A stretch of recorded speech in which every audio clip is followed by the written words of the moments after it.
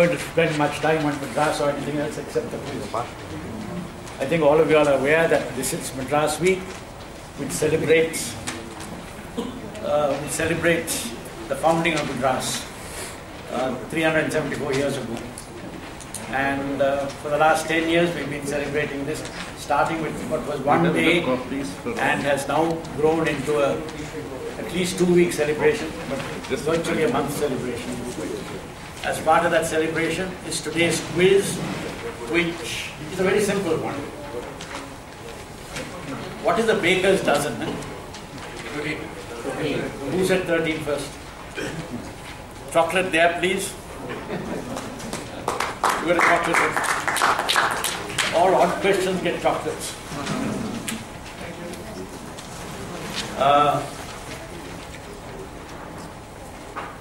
Mainly under what was called the Justice Padmanabhan report, 400-odd buildings, 450-odd buildings were identified as heritage buildings in Madras.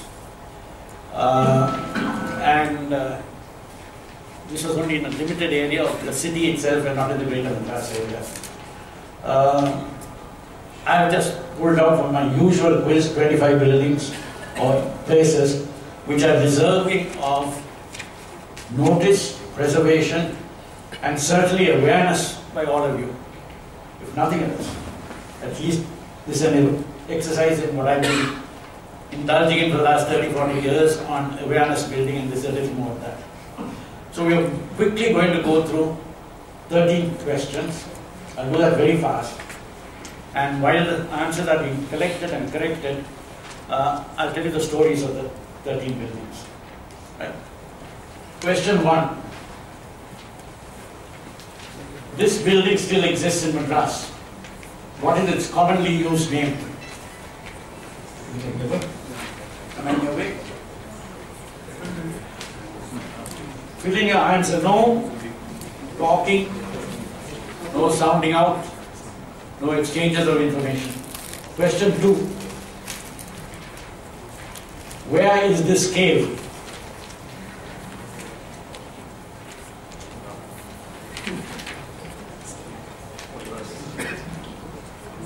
Question 3.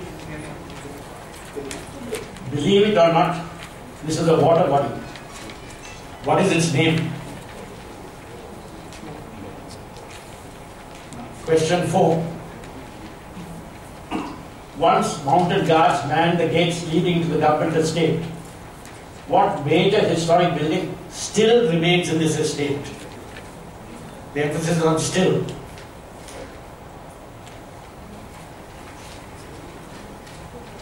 This picture goes back over 100 years. Question 5.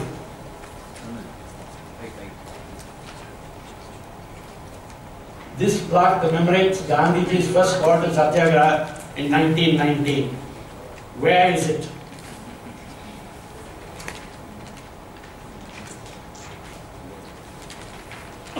Why don't some of you all move up this way?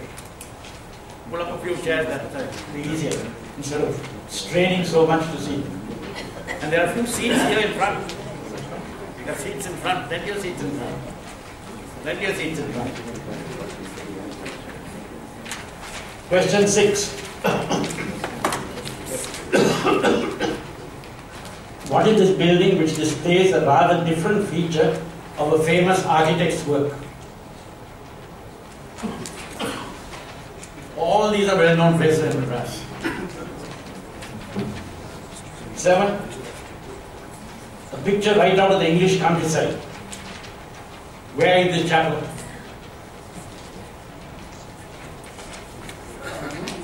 8. The man who learned his soldiering while living in this house went on to become a world-famous name.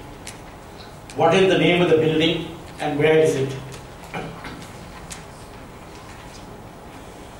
Question 9. What is this building popularly called?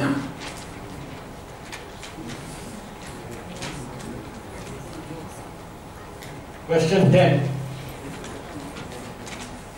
Where is this beautiful hall?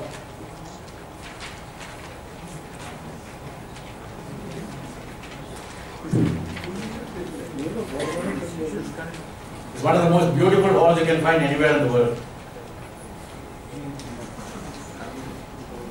Question 11. Where is this historic tombstone to be found? Whose tombstone?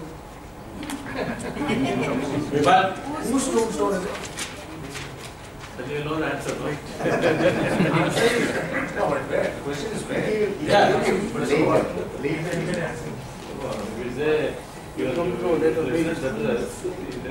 Well, where would you expect to find this water body if it still existed today?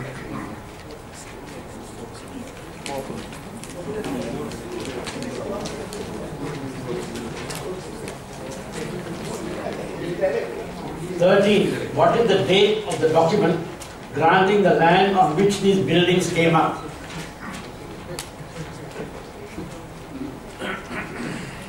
Would you like me to run through them quickly once more? Yes, please. One after the other. Please, sir.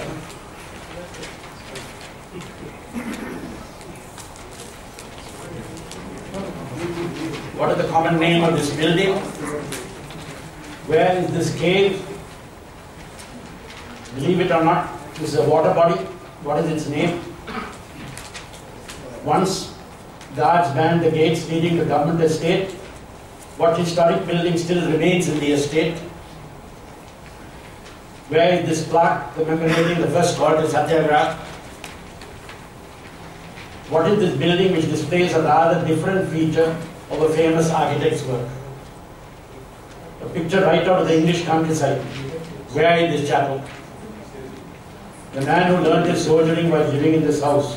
It became a world famous name. What is the name of the building and where is it?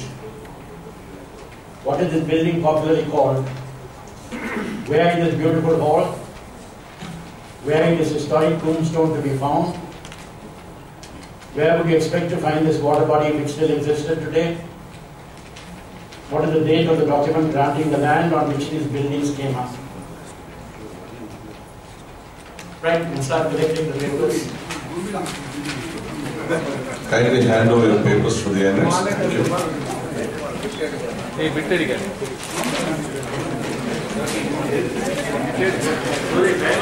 Time up, Suri. Last minute.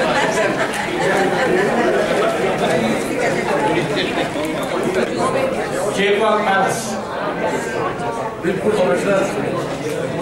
Jaipur Palace was the palace the Nawab Balaja built on Mount Road when he wanted to move out of his capital, Arcot.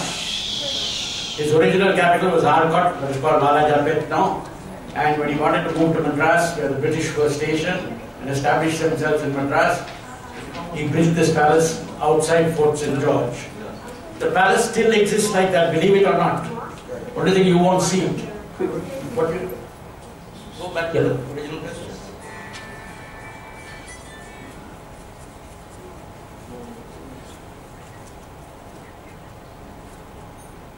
That palace still exists as it is. What do you think? You won't see it. What you do see, you have to go to the back of the building and see what we saw in our answer.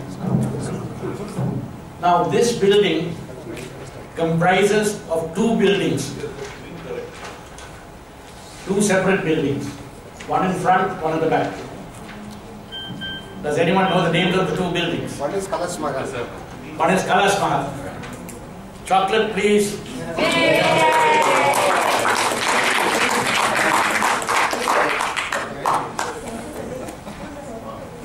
What is the other building?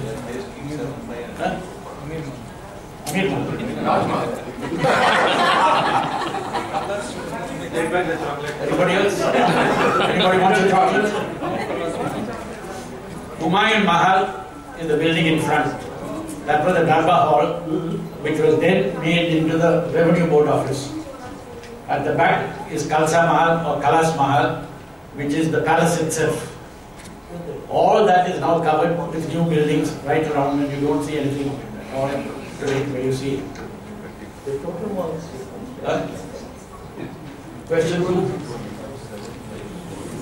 Little Mount.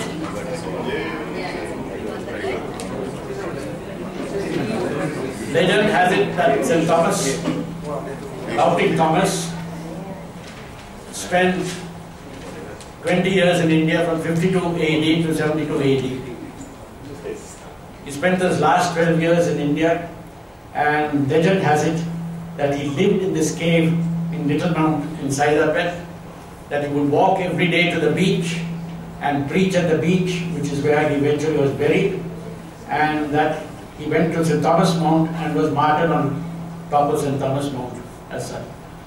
It's a fine trail, walking trail to do, is a trail of Thomas in Madras, with all the churches he stopped on the way, Descanwood Church on St. Mary's Road, Lush Church and so on and so forth.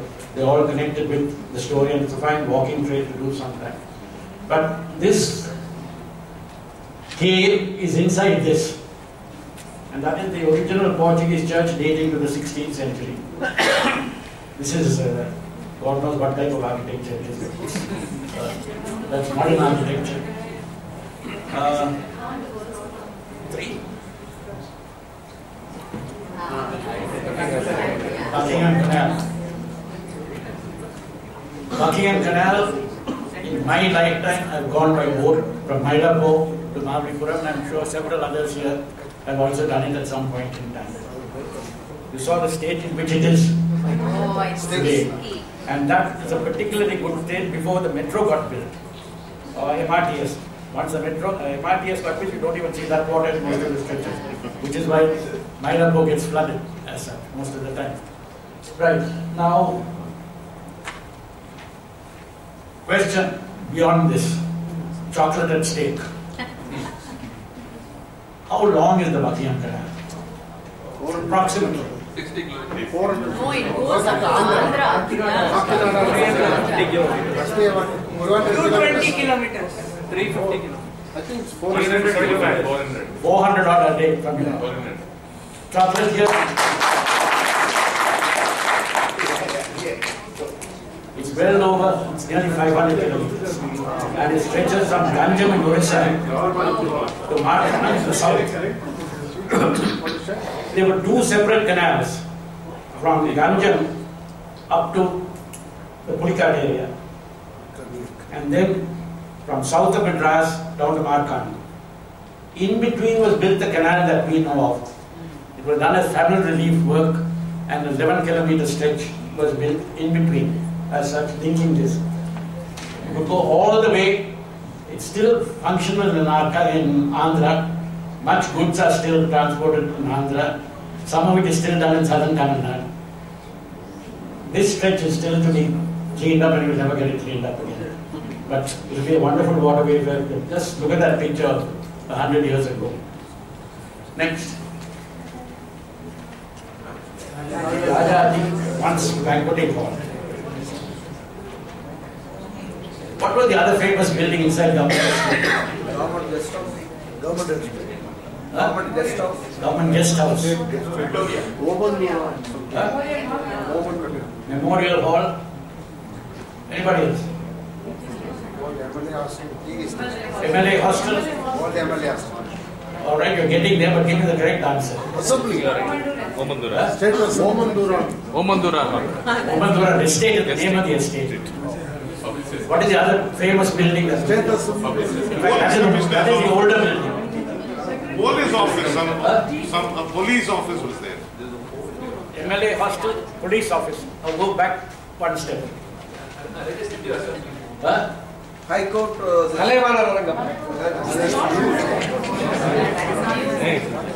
University. Give you half a chocolate. Yeah, already has one. He's already got one. Let him have another one. Chocolate going up here. This chocolate is for a wrong answer. What's the name? This was, that's what the important thing is. This was government house. It was where the governor lived for over 200 years. And this was the building that was pulled down to make way for the secretariat. 200 years of Madras and a lot of Indian history were wiped out when the building was pulled down. There was no need to put the building down. It would have still built around it. But It was pulled down, 200 years of history vanished. Now the government house that we know of, Raj Bhavan, was the weekend retreat. The governor lived here close to the fort for office during the week, and during the weekend he went to Raj Bhavan. Later, when there was no need for the governor to interact with the legislature, he moved to Raj Bhavan and handed this over to the MLAs and became an MLA hostel. And you should have seen the state in which it was when it was handed over by the MLAs to the... You have never seen a more disastrous site than that. It was bombed it. Fortunately, the police then took it over and did some work on it. And then unfortunately it got pulled down as such. But government house was not it. Now, Edward Clive, everybody makes this mistake and talks about Robert Clive lived here. Robert Clive lived in only one place, he lived only in the fort. His son, Edward Clive, was the person who lived all around Madras. Wherever he had a girlfriend, he lived there. Edward Clive was governor of Madras, and he was the man who moved into this old building, made it up into government house, and then he built this building, which is Rajaji Hall, on the pretext that it would be the legislative chamber. But actually it became banqueting hall for all his parties. And he was a regular party giver as such, and that's what it became. That's why it's named banqueting hall. Next. Yay. How many of you have got that right? I did mix it. I did. Not bad. This first question. What was the site on which the Chola Sheraton came up?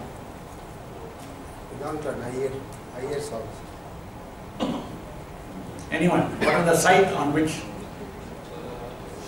There was a primrose house. Okay, nobody gets a chocolate. I give myself a chocolate. It was Kasturi Ranga Iyengar's guest house.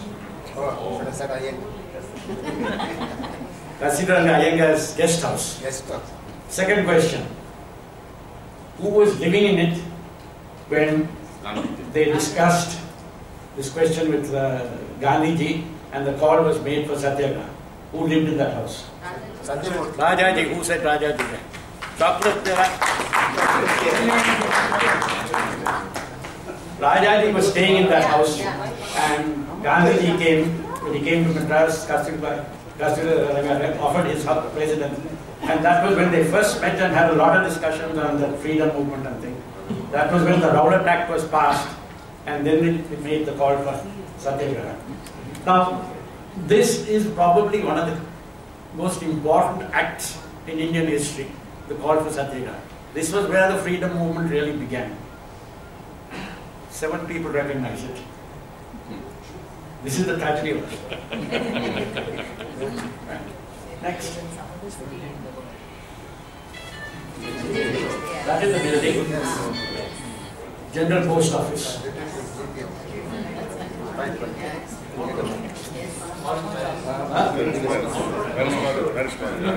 Off-beach road, Rajaji Sahib. Taken 100 years ago. Question. Who was the architect? One of the most famous architects in Madras. Chocolate there. Who had Robert Chisholm? Somebody mentioned Robert Chisholm. There. Chocolate there. Now. Are you Googling it right now? Okay. Go for the second chocolate. Go for the second chocolate. Robert Chisholm built it. What is the difference between this building and the other buildings which are better known than him, like Senate House and other buildings like that? What is the difference? Both are Indo-Saracenic. Post office. Chocolate, get back all the chocolates from me. What's the difference? Color? Outer color? It's an architectural feature. It's a specific architectural feature. Can you visualize Senate House? You know where Senate House is? Is it a dome? Is it a dome? Which Senate House has a dome? This one has got a tower. Huh? That has a dome.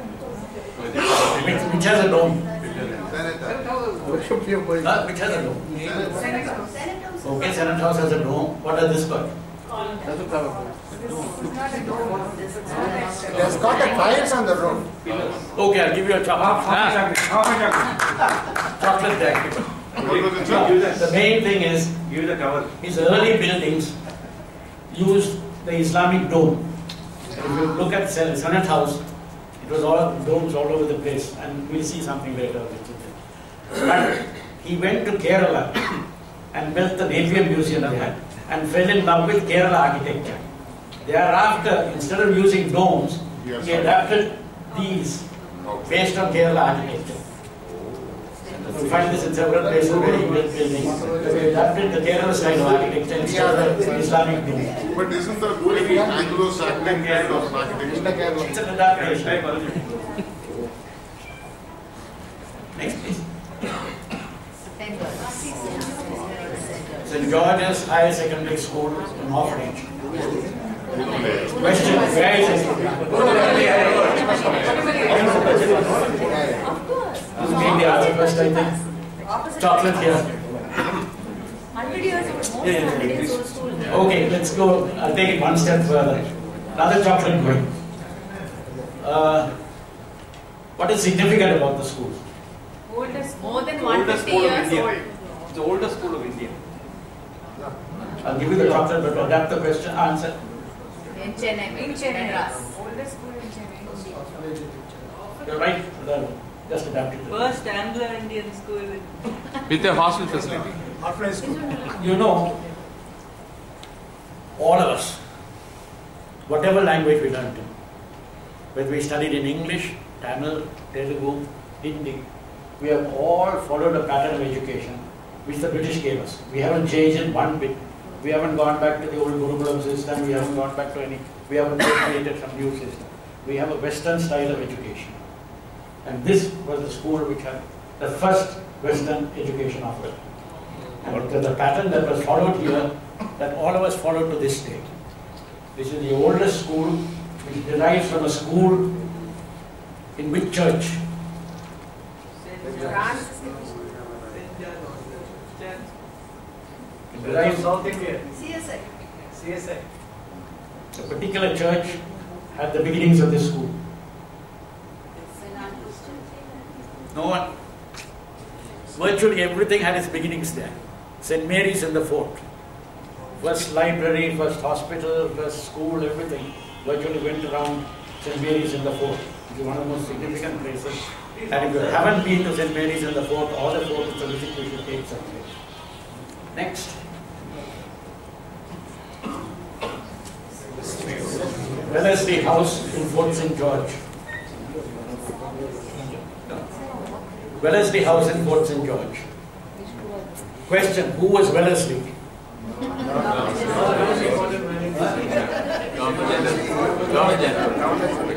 Governor General of India. Anybody else? Anybody else? If you remember the question, can we have the question? He was the one who separated the fort into White Town and Black Town. Go back to the question, can you go back? He defeated Napoleon. We're getting there. Who said that? What was his name?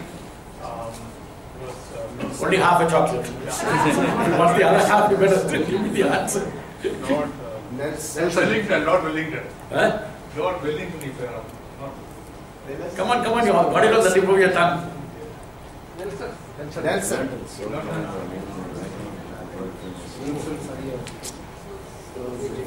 The man who learned his soldiering while living in this house went on to become a world famous name as a soldier. He was a very bad soldier when he was in Madras. While in that house he had to fight a duel with another officer On the way to Mysore, he lost his way and somebody had to find him and take him on the way. Somewhere else, he almost lost a battle. Eventually the battle he won and got his name was the Battle of Asai near Ahmedabad, where he got 5,000 Madrasi troops to charge artillery, and that victory which the troops won made his name. He went on to become... He gave the answer. Wellington of Waterloo. Wellington of Waterloo. His brother, elder brother, was Lord Mornington, who was the Governor General in Calcutta. And Wellington got all the opportunity despite his bad soldiering because Mornington favoured him. Nothing has changed in the world. All the things still going on in the world. We follow the British system. We follow the British system. No, we followed our own system before the British ever learned it. Absolutely. Maybe they learned it. Next.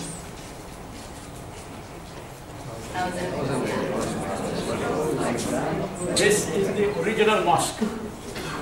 This is what I call the Dubai Mosque. That's the Dubai Mosque. What? Dubai Mosque. Because once the money came in, everybody wanted to build exactly as they build mosques in Dubai. Why is it called 1,000 lights? They're supposed to lit 1,000 lights during a festival, not the festival as such. It doesn't have 1,000 lights inside. No, it's not. It's lit. But the area is called before. The area takes its name from the mosque. As such.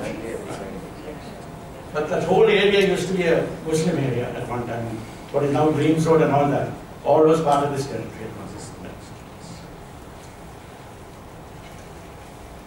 Next.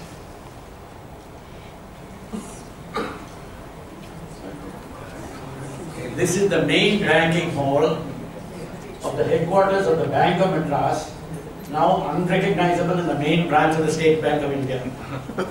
We saw the General Post Office. This is the building next to it, as such. This hall still exists. Only thing, it has been partitioned in so many ways and so badly that you don't believe you're in the same hall. But if you really want to go and have a look at it and search around the place, you find the hall is still there. A lot of that work is all still very much in place. Now, two questions. What did the Bank of Madras eventually become? Some insurance. Give me the Imperial Bank. Imperial Bank. Chocolate there, please. The Bank of Madras, the Bank of Calcutta, the Bank of Bombay, all got amalgamated at a point in time and became the Imperial Bank. And the Imperial Bank then, after independence, became the State Bank of India. Right? Second question. Which is how did the Madras Bank come about? The oldest bank in India was established in Madras. Some Chettiar connection.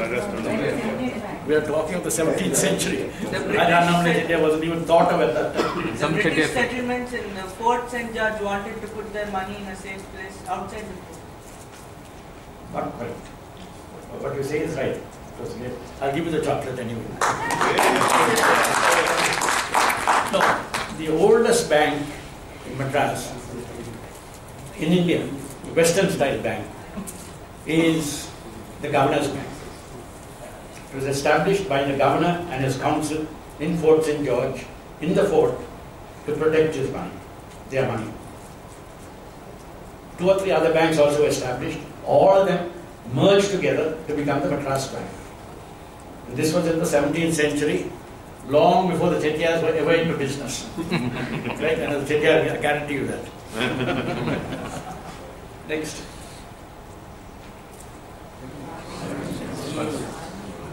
Armenian Church, whose tomb belongs to the Reverend Shivamoni, and the first Armenian journal in the world was published in Madras. This, if you haven't been to this church, please go and see it. It is one of the most beautiful churches, one of the most serene places that you will ever find. Go and stay there. Now, today, this is on the Armenian street. All the Armenians used to live on that street. That is how it got its name.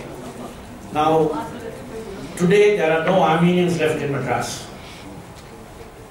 But the church is still looked after by an Armenian community which exists in another part of India in some numbers. Which part of India? Calcutta. Chocolate there. The Armenian community is still a fairly, I won't say substantial, but it still has about 500, 600 members in Calcutta. They still run a school and a college there. And every year they bring out students from Armenia to study in that school and college, hoping they will stay on. Unfortunately, 2/3 of them migrate somewhere else when they graduate as such. Well,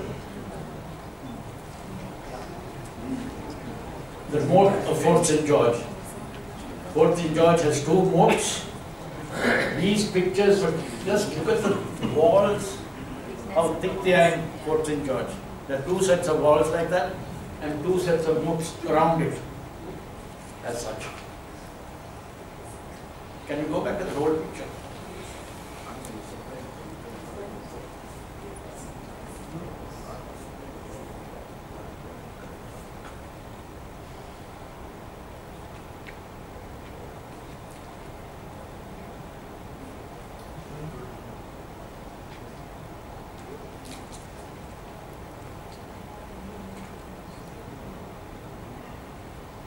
Look at what a beautiful place it was.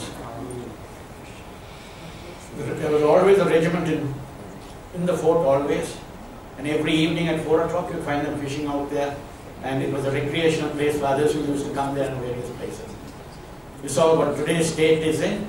And those 2 pictures I took was at a time, or which were taken at a time when it wasn't as bad as what it is today. Today you don't see any water at all, you only see shit. There's nothing else in that. It's a public lavatory. To clean this up, how long will it take and get the water back?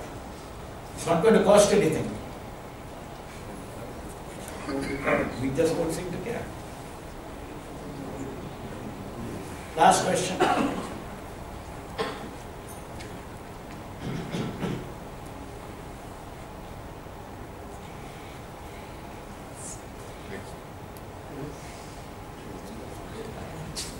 Right. How many of you all said August 22nd, 1639? 2 of you said it. We celebrated as August 22nd, 1639. So I'll give you half a chocolate. 2 chocolates there.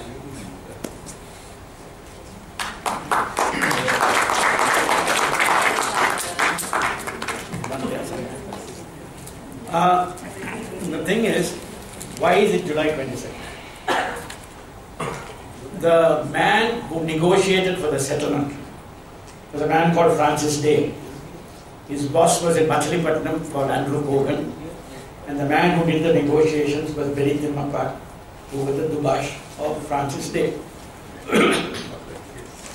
It was done, the negotiation was done with Venkatadri Naik, who was the local governor of this area, and the document, which still exists and it's very much visible, has the date signed as July 22nd, 1639. But all the other records, including all Day's travel records and his reporting back and everything, shows it could not have been July, it had to be August. And this kind of mistake was very common, to make a mistake in dates and things like that. And taking the evidence of all the other documents, we have decided it's August 22nd. Right? So you get 2 chocolates. But July 22nd is the date on the document. Well, that's Madras for you.